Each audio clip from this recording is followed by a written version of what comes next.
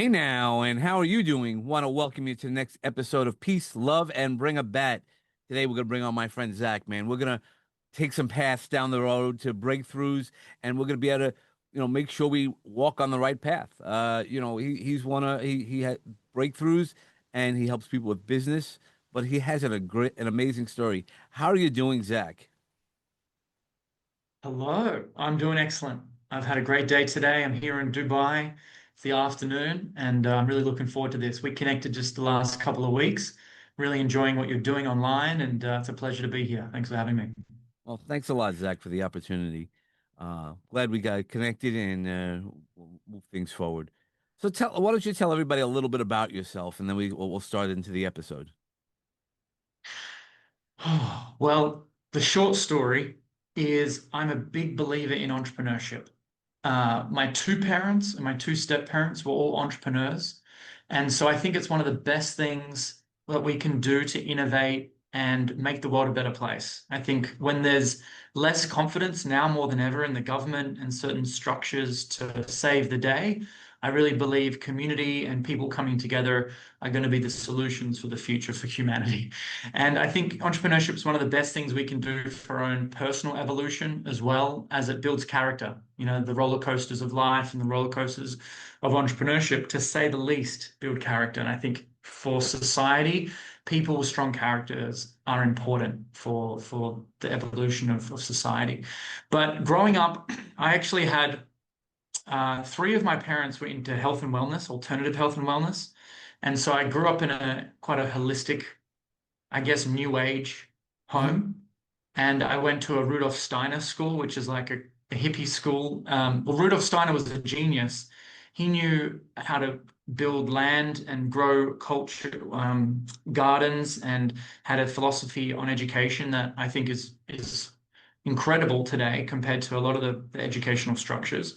But as a kid, I didn't appreciate it because we learned about Greek mythology, or we learned about music and art and movement and just things that I don't know. I didn't progress very fast in terms of math or English. So when I moved when I was 12 from Perth, the west coast of Australia, to the east coast of Australia, to Sydney, I was held back a grade. Mm. I was able to skip a grade ahead, but I wasn't smart enough. And so I stayed back a grade, and I had extra tutors and I had extra support to kind of push me forward. Now, not to say that that education growing up wasn't good. It just wasn't designed for the educational Right. It wasn't designed for industrial the format. revolution. I mean, you could have talked about Greek mythology more than most of your peers, right? No, but some of those things and the how to apply some of that knowledge really makes you different, and not in a bad way, right? So, everybody goes different, and we're so trained that the only way to teach is the old way, the old methods, reading, writing, arithmetic, right? And you need all those things. I'm not trying to suggest that you don't, but it really, there's ways to open up your mind. I hear things like that. I mean, like here in the States, we have Montessori schools, and it's different ways of learning to get to the same place.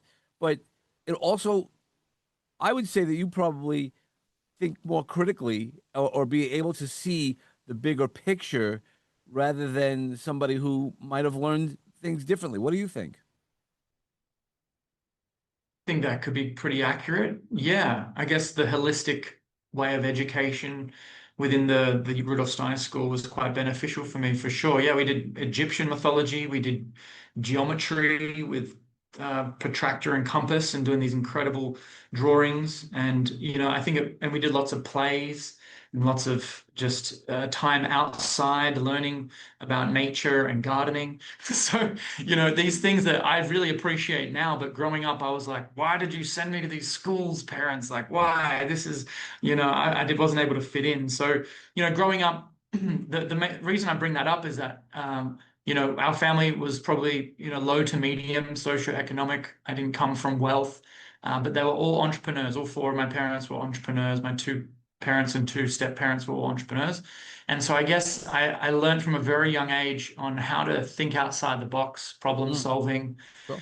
I was a kid that played computer games. I had zero confidence. I never did any public speaking in high school. I would always wait or hide at the back of the room to try to get an average mark on all my public speaking because I was just unable to communicate. I never asked any questions in high school. I never put my hand up. It was one of those things. It was the inner dialogue was, I'm not good enough. How can I, I'm not smart enough. What do they think of me? I think a lot of that crippled me for a long period of time until I got into acting outside of school. I got into sales and marketing to push my comfort zone of rejection. I got into telemarketing and door knocking, and then I started acting, and then I actually landed some commercials and film and a TV show and then live television in Australia. So I just kept pushing myself into these uncomfortable situations to grow. And I fell into the two things, which was entrepreneurship and health and wellness. And so I ended up doing network marketing. My first team, I had like 4,000 members, like affiliate marketing. I had 4,000 team members. And my second company, I had 10,000 team members. And so I did quite well, brought in, $15 million for the second company. This was throughout COVID. And I really got to experience what freedom was like, residual income, being able to, pretty much travel and spend time with anyone I wanted even during COVID, would fly around and still meet my friends and family and travel the world. But yeah, and that gave me just an incredible insight on travel, the world, geography, cultures, religions, people, and society. And so now I've actually been traveling for 2 years nonstop. I haven't been back in Australia. I did Thailand, Mexico, US. Now I'm in Dubai. And yeah, life is an adventure. I think there's a few things that every culture has as the foundation, which is family. Family, no matter where I go in the world, family is super important. Unfortunately, a lot of the world that we live in doesn't support the family unit anymore. There's lots of separation and addiction or mental illness or stress and low health amongst many communities these days, unfortunately. And the other similarity amongst the people that I'm meeting is faith. They all have a spiritual connection, that's built into their culture, which is beautiful. And the other part is I've realized everyone's a little bit crazy, in their own way. Everyone's unique, no one's the same, everyone's figuring it out. But at the end of the day, we get to choose. And I really like the movie The Matrix, where Morpheus offers the red pill or the blue pill. Mm. And if you take the blue pill, you end up back in the normal rat race of life. And if you take the red pill, it's the doorway to seeing how deep the rabbit hole goes, so to speak, and the full truth and nothing but the truth. And so from a very young age, even I think before being here, God wanted me to take the red pill. So I'm a very curious person. I love interviewing people on my podcast as well. And at the end of the day, life is short. So I'm really trying to do my best to squeeze the lemon and add as much value to the world as possible on the way. Yeah, and well, I guess one way looking at it is your parents from a young age gave you the red pill, right? So the different way of looking at no, no, really, I'm giving a different way of growing up, right? Right, for the 12 years when you're learning. I mean, even from what I heard you say is also you had acting, you put on plays, which then prepared you for sales and things like that. So Yeah. and then they gave you the blue pill and before to finish up some of your career and you found some of the struggles and you still overcame those struggles. Those are the things that I'm hearing out of that. And then then of course when you had to we get kicked out of the tree, right? We get kicked out of the nest and we start working our own lives.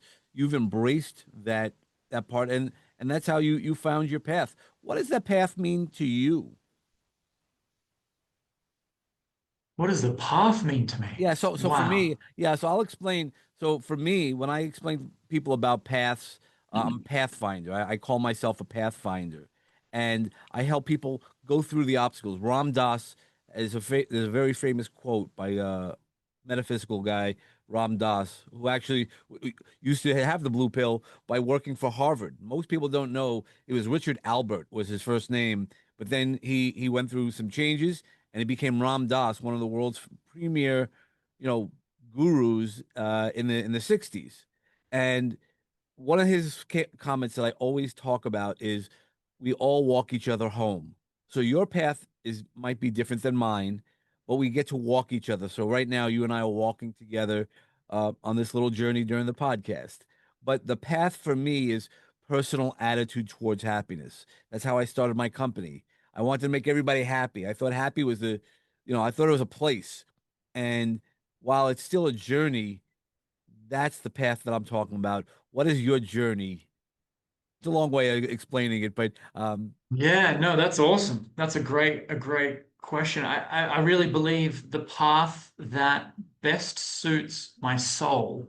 Well, there's two paths actually.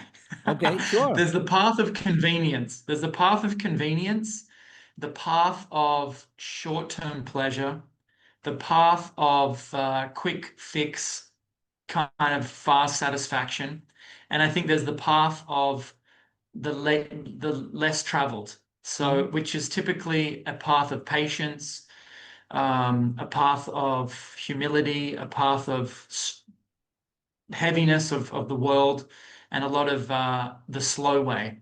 So there's like the fast lane and there's the slow lane. Sure. What I've found in life is that anytime that I've taken the fast lane of maybe the quick fix, the get rich quick, the get healthy quick, the fall in love quick, or business thing, or spirit, trying to get to enlightenment too fast, it typically takes my life onto the road of chaos, the road of bipolar, so to speak, not, the ups and downs of the roller Yep, yep, coasters of life. yep. And I think whether that be food and nutrition, I started my journey when I was younger. I had a lot of health challenges. Even though my parents were in holistic wellness, I think it was a lot of emotional stress that really drained me. Sure. Sleep issues, acne, gut health, learning difficulties, things like this. And so it wasn't until I met my first mentor, who was 16 years older than me. When I was 17, he taught me fitness, nutrition, posture, just the basics. And I turned my life around really quickly. I lost a bunch of weight. I put a bunch of muscle on. And I realized it's not that hard to change if you know the right strategy, if you know the right system. It Mm, doesn't matter how smart you are. If you can go to the gym and you eat this way and you do this sleeping process and you fill this into your day, anyone can get healthy and anyone can get well and very well, or very muscular, very fit. And so that path, though, the path of results and a masterpiece of life, typically was on the other path, which was the slower path, which is consistency, discipline, patience, humility. And that typically within my life, I've done a lot of fasting. I'm mm. very big on just looking after my mind and body and spirit to the best of my ability. And in doing that, it typically creates a life that's a masterpiece, whether it's the communities that I've built around my life, or the people around me, or the travel, or the business success that I've had, is typically when I've followed this life of I guess high impact, high purpose, but purpose over profit. That's really what it's about. And I think there's those two paths. At the end of the day, I'm doing my best to live a life based on truth. Whether it's the first principles of physics, or whether it's the biblical teachings that are scattered throughout a lot of our life. But I never grew up understanding the Bible. I never went to church, so to speak. I found it when I was about 27. I saw a real life exorcism, and it changed my whole mindset on the spiritual, the esoteric, the invisible forces in our world. And so I think a lot of the world that we're trying to figure out, there's no manual really in the normal. Like, I never was given a manual on how to live my life in a great way. I was learning from my parents, but they were just figuring it out, and they were learning from their parents, and they were just figuring it out. That's So, one right. That's one of well, the biggest things in the world is to figure. Once you can get that, but that also sounds like it's a lot of inner work, right? So it's a lot of self-realization, because that's how you do it, is figuring out how that all put together. Because even if you go to church and all that, and I do want to talk about the exorcism for a second. I can't let that go. But no, but no, but it is all that inner work we do that really takes us to that next level. And you know, we're all learning, we're all growing. I mean, I didn't have a great relationship with my dad, but once I was able to give him some forgiveness, or both of us forgiveness in ways, because he was just doing the what best he could at that time. He didn't. we take it very personal, but it's not always about us. Well, for sure. I think that, yeah, like I'm here in Dubai with some friends and they have their children. And the children, I'm learning so much just watching them, how they develop and how they grow. I've been here a couple of months now, and it's amazing to see not just the size of them growing, but also their vocabulary or just their presence. And they're learning from each other, which sometimes isn't the best. We learn through example, and one of them starts like hitting one of the, I don't know, starts punching one of them, and the other one starts punching them. We start to like just join in. I think the weirdest thing about society and biology and human behavior is that if more people are doing something, then it means that it's like if there's social proof, it means that there's maybe some kind of like less pain or more safety in numbers, right? But that doesn't necessarily mean it's the right way. Just because a whole bunch of society is doing one thing, certain ways of learning, certain ways of earning, certain ways of doing health and wellness or spirituality, just because the masses are doing one way, doesn't necessarily mean it's the best approach, especially for yourself. And so I think it's just built into our biology. If other people are doing it, I want to do it too. Yeah. But then sometimes that might be leading us off the edge, the Pied Piper walking us off the edge of the mountain. And so it's really important to have that self-awareness, the right people around, coaching, right? Consulting, Yeah, trainers being around the to right allow us people. to, yeah, to have counsel and the right people to spot our blind spots. I think one of the you know, the great thing about leadership, and I think leadership is one of the biggest pandemics, so to speak, in the world in terms of it's a massive global issue that's been going on for a long time. That's the real pandemic, is that there's lack of leadership, or there's leadership and power with people that shouldn't have the power or the leadership, in my Mm. opinion. And so, well, then how do we bring that power back? Well, we start to lead our own life and we start to work together. But the dark side of leadership is that you typically, those that are in a state of leadership, they have the blinkers on and they don't listen to the outside world, which can definitely help, because to not think about the rejection or think about the suffering or think about the pressures of the world it's like a safety mechanism to go lock in and just Mhm. work. But at the same time, that also like stops people from self-critiquing or self-analyzing their own behavior. Sure. And I think any time that power is experienced in humanity, I think it's part of the human experience, that power can definitely corrupt if it's for if it's let if it's let if it's unleashed for long enough in the wrong hands, it definitely corrupts. What do they say? It's like Yeah, Brave New World says power corrupts, absolute power power corrupts corrupts absolutely. absolutely.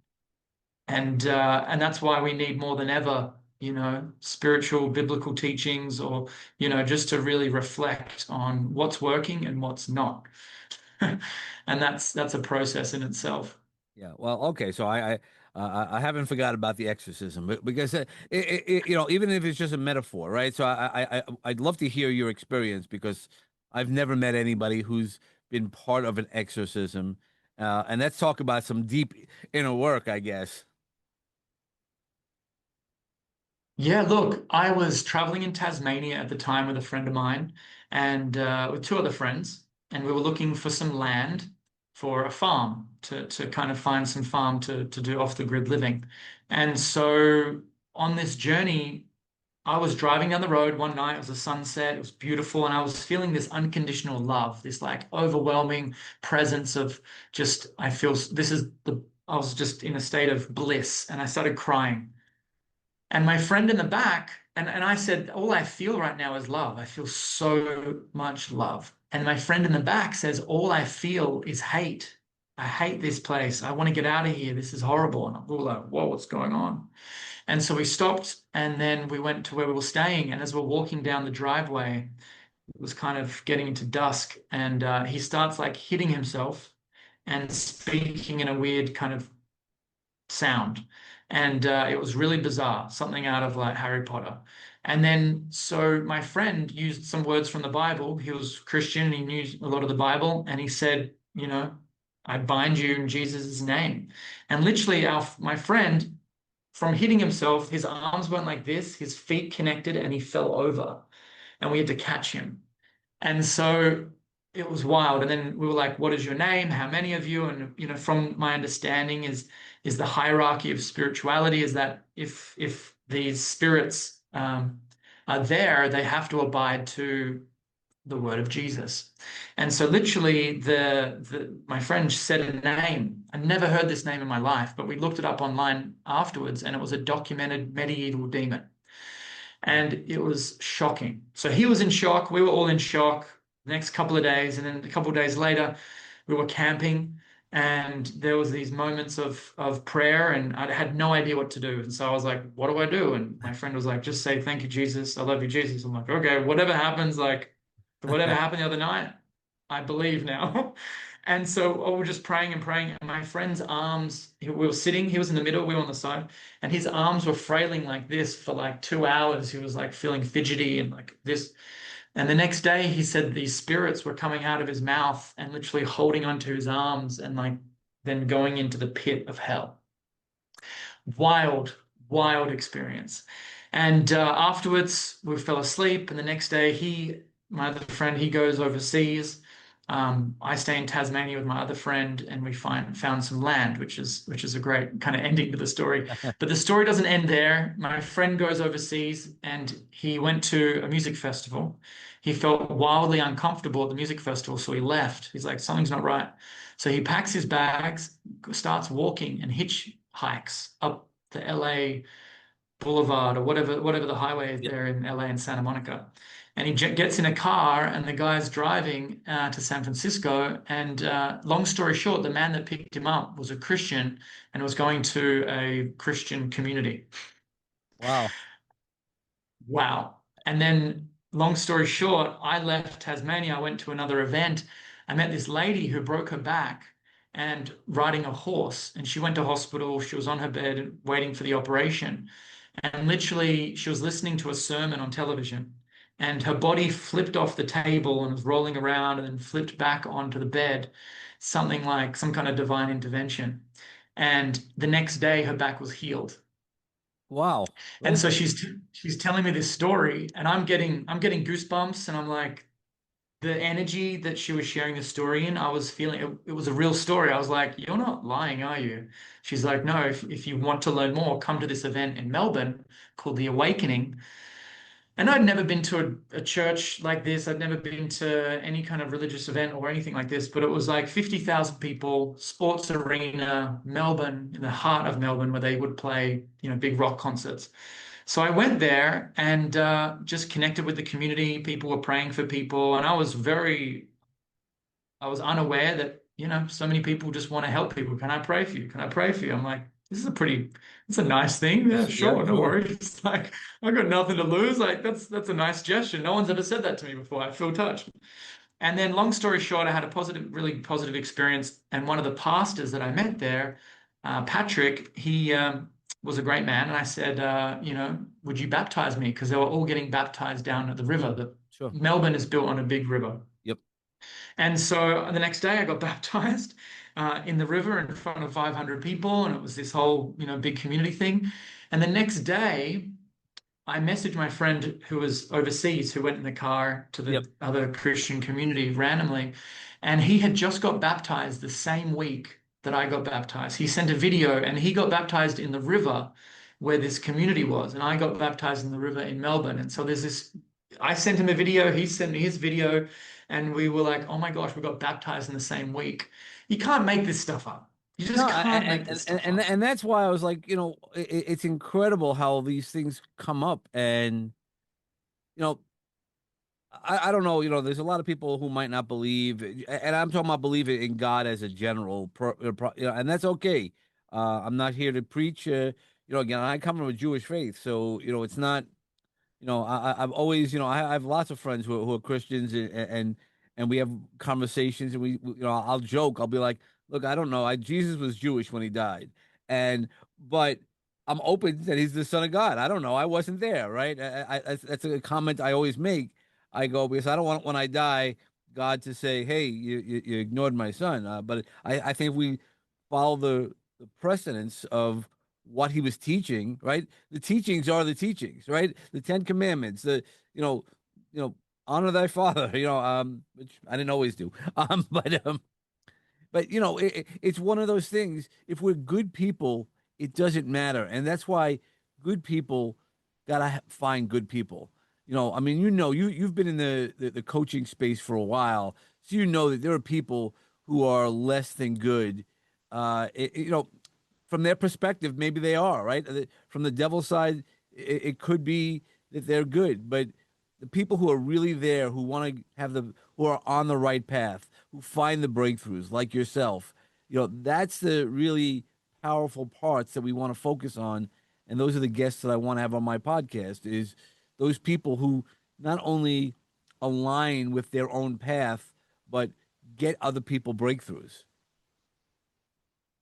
And look, if there's one thing interviewing now over 100 entrepreneurs and investors for my podcast, is that about 70% of them talk about how during their breakthrough moments and these transitions through success in business, a lot of them had a breakdown of some kind, Sure. a family chaos or a breakup or a marriage or a heart attack or something happened in the economy and they lost this. And, so then they had to transition and figure out a new path.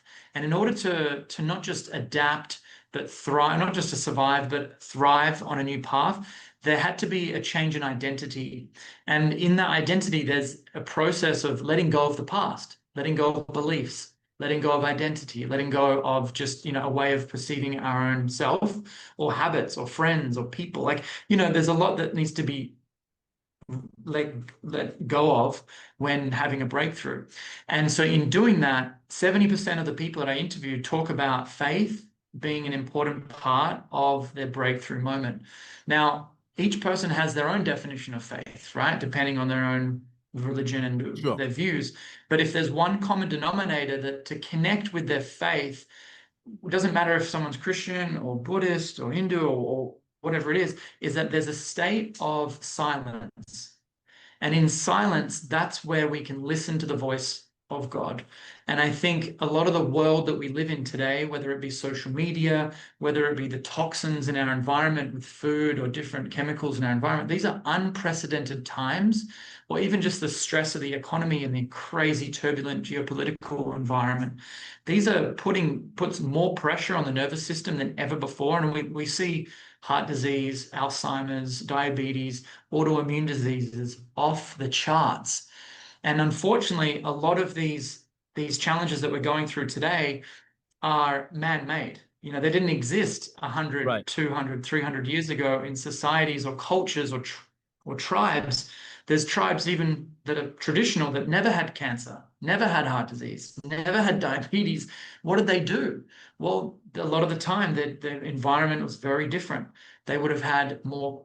Well, that's a whole nother story. I've got Yeah. a big list of all the things that you can do to kind of really repair ourselves. But I think it's in that silence we're able to listen to God and direct our lives from that place. And anytime I'm on that fast path, that fast road, there's a lot of noise. And with so much noise, it takes my life off balance a lot of the time. So I'm just doing the best I can to find my groove, and Well, I think some of the, each day is a I'll, wild adventure.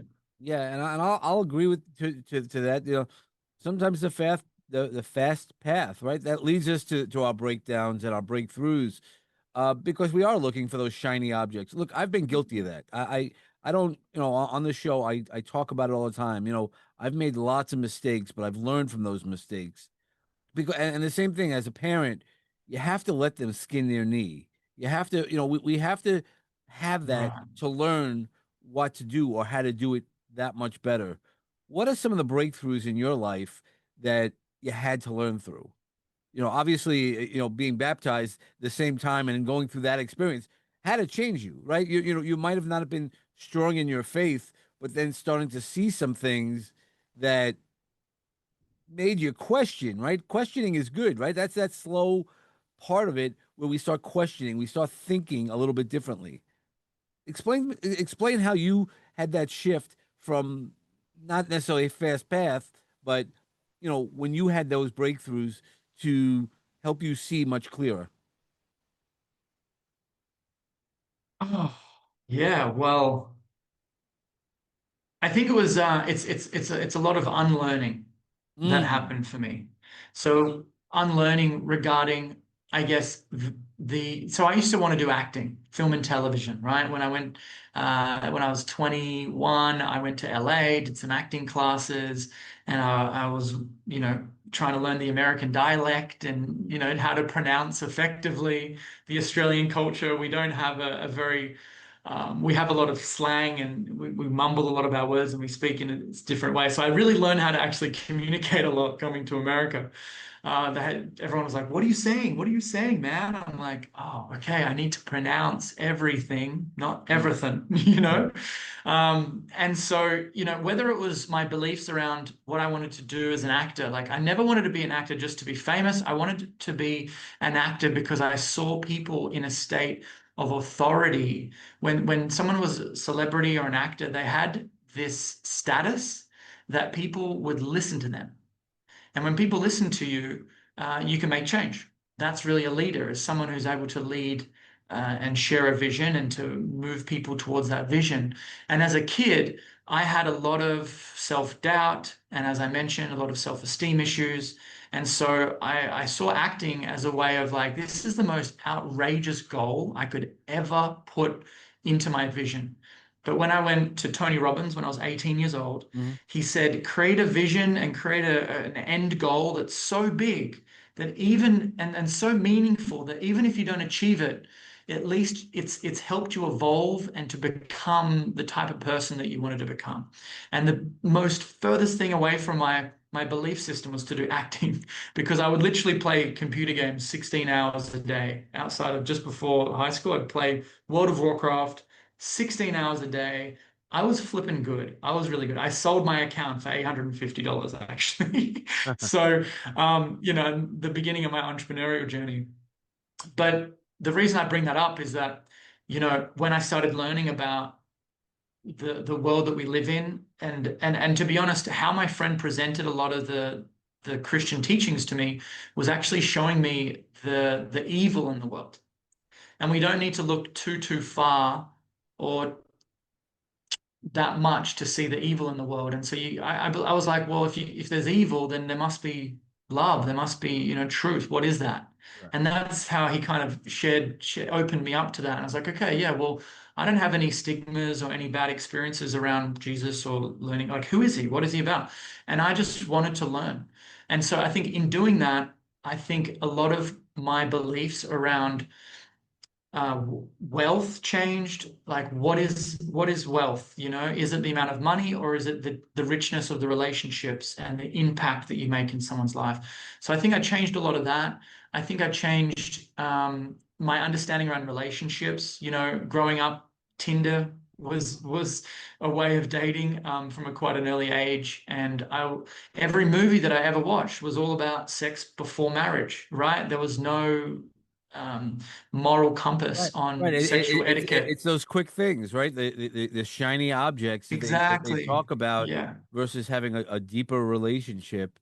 And, you know, and that sounds like a beautiful shift within you is recognizing it. I mean, some of us get it later in life, you know, and some of us get it earlier in life. From your experiences, you know, that's what made you, and you know what's helped you in your entrepreneurship as well is that knowing about the deeper relationships and the value about a long-term relationship rather than something that's just going to be, hey, let's, you know, transactional.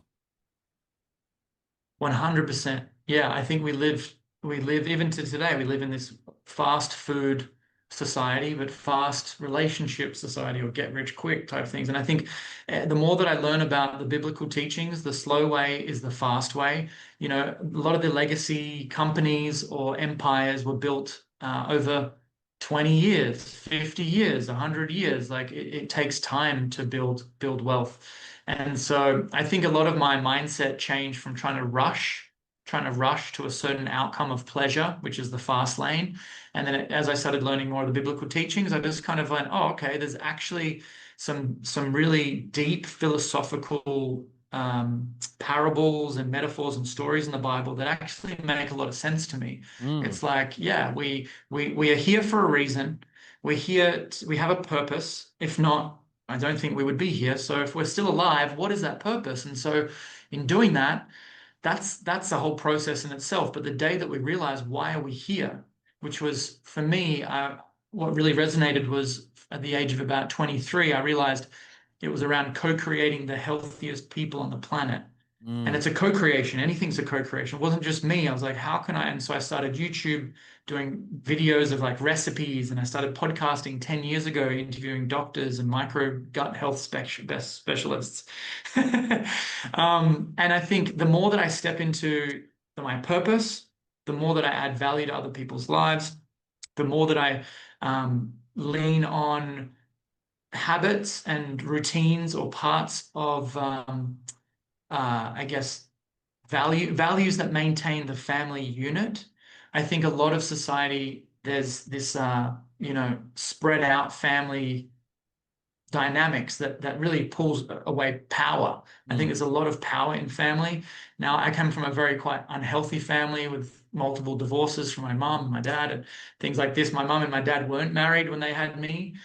So maybe these things, if they had actually followed more of the biblical teachings, I would have had not, I don't regret any of my story. I love who I've become, but at the same time, I think there was if they were to live more of a biblically based life, I think there would have been less chaos for them and less chaos for me. And the lessons may have been different growing up.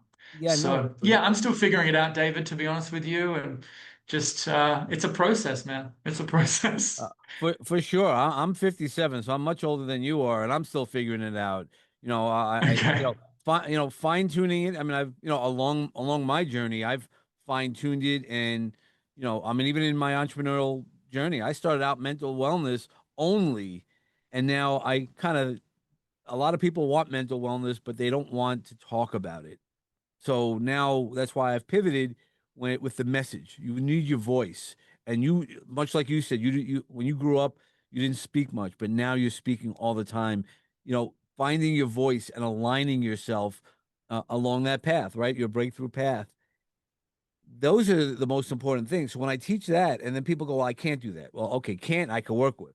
Can't is something, once we identify why can't you, what happened to you, those are things I've been Right. trained to do. I'm not a therapist. And that's where I was, again, I was uncomfortable. I didn't want to be in that therapy area, but I knew how to help people. And I had helped, hundreds of people at that time. But it Yeah. really goes back to making sure you're your true self. And that's that authentic moment, right? That when you could be your most authentic person, whatever that is, as long as you're not doing any harm, right? We go back to that Ten Commandments stuff. You know, if you're not harming anybody and you're doing the best with your intentions, with a true intentions, not to get extra dollars, not to get extra this, then that's a true purpose. For sure. For sure. Yeah, and it's, I'm a big believer in goal setting. Goal setting Sure. is something that definitely works. It's one of those funny things though. Sometimes it's like if you want to make God laugh, tell him your plans because Yeah. there's a different plan in store. As much as I can have my vision boards and my goal setting and time management, this and AI, supports,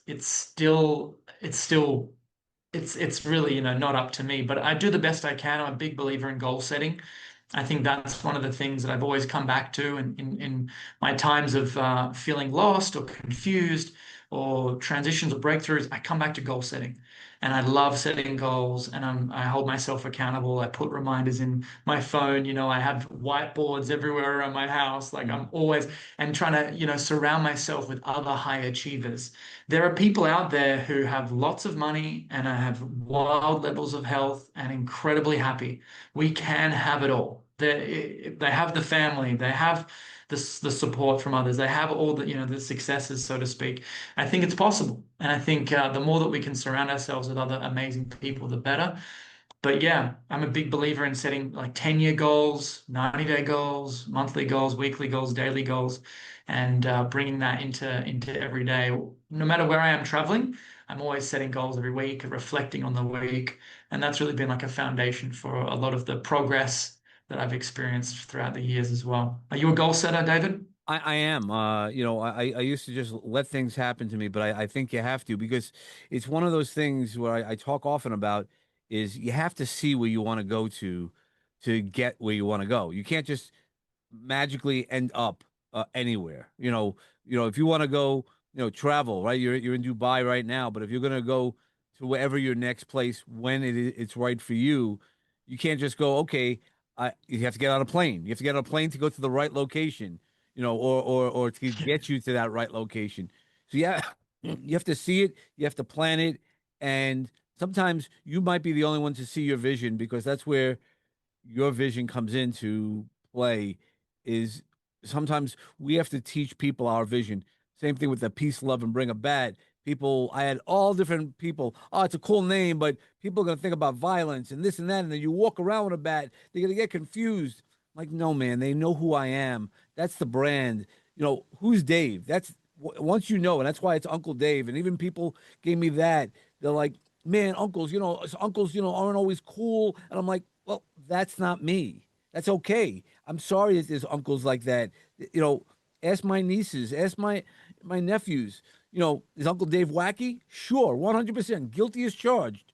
But is Dave inappropriate? Is yelling? Yeah, sure. I'll even put that in there. But not that type of inappropriate, man. I'm not in favor of that. Now I know we're getting close to the end of the episode. Uh, I'd love you to. I always say, walk into my magic garden, and if there's one more piece of advice, and you've given us a lot during this episode, could you have one more piece of advice that might help somebody? Yeah, my biggest advice is what I call the life blueprint system. So it's a goal setting system that is a combination of all the personal development that I've accumulated over the years, as well as working with lots of people in groups and one-on-ones, and working with my business partner who's a neurofeedback therapist. So he understands neuroscience and goal setting and things like this from a scientific. So we actually created a process that maps out the next 10 years of life. And I think a lot of the time people have short-sightedness to just life, just getting to the end of the week, or just getting to the end of the month, or just getting to the end of the year. We never look past 12 months typically. But when you think about civilization, if you were running uh, uh, an empire, right, which is there were hundreds and hundreds of people that had to die, fall in love, connect, the passing moments of life. For us to be alive today is a genetic impossibility. It's a mathematical, like out of this world miracle that we're here. So what does that mean? It's like, well, let's start to refine our focus. I think we live in the world with social media where our attention is worth so much. I don't know if you ever saw some of those documentaries years ago around how much money is put into grabbing our attention on Yep. social media, Yeah, 100%. advertising Yep. things, The al- advertising. the, the And algorithm so, genies. Yep.